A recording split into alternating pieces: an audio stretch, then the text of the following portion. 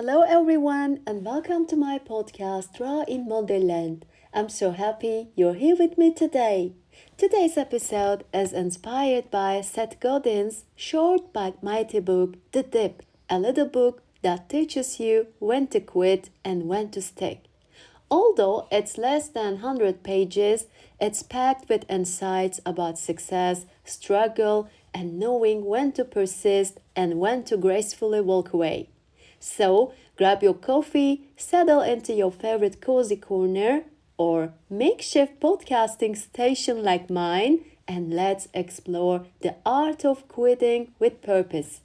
Before diving into the book, I reflected on what the dip means to me personally. It's that uncomfortable phase where things get tough. It's not quite rock bottom, but it's where the fun ends and the hard part begins. You're not failing, but you're not growing either. It's a plateau, a slump, a quiet stretch where you start questioning everything. Seth Godin defines three types of dips. First one, the dip, a long, challenging period between starting something and mastering it. If you push through, you can become exceptional. 2.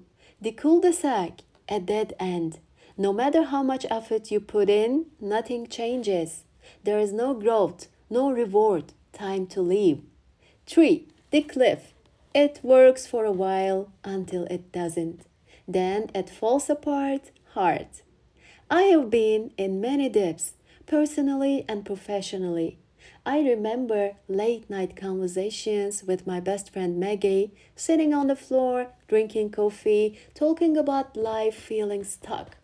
At the time, it felt so heavy, but now, from a calmer place, I see that those dips were sacred pauses, spaces for me to breathe, reflect, and prepare for what was next.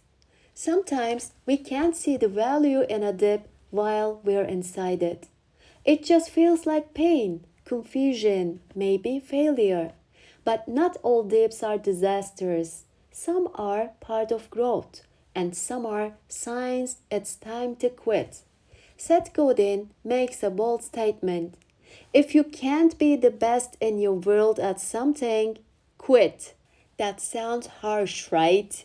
I remember the day I read this line, and after reading it, I was like, what? But here is the good news.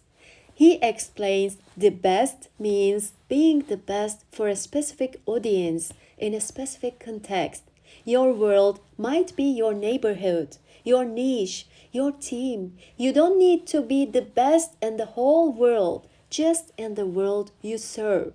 He also reminds us that quitting isn't failure, it's a strategic decision. If you are in a dead end or heading off a cliff, the bravest and the smartest thing you can do is walk away. But if you're just in a tough stretch, in the dip, and your goal is still worth it, that's when persistence matters. That's when real growth happens. Successful people don't just get through the dip, they launch out of it, stronger and more focused. So, how do you know which one you are in? Here are some questions you can ask yourself. Am I seeing any progress at all? Have I given it enough time? Is this a dead end, a cliff, or just a hard phase?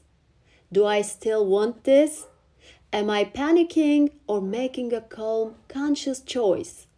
Godin also shares 7 common reasons people quit.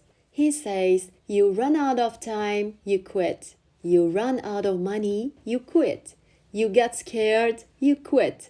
You're not serious about it, you quit. You lose interest, you quit. You focus on the short term instead of the long, and you quit. You pick the wrong thing at which to be the best in the world, you quit. But the good news, we can plan for these.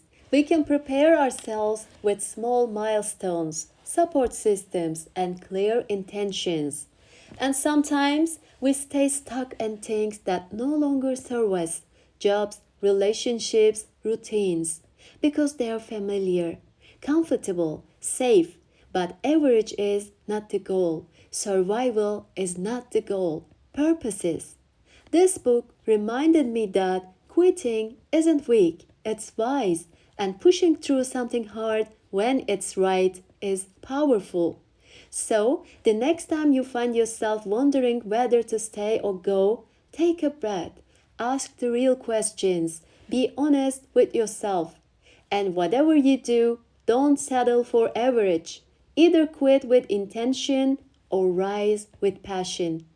Until next time, stay curious, stay kind, and don't be afraid to change your direction. Bye, guys!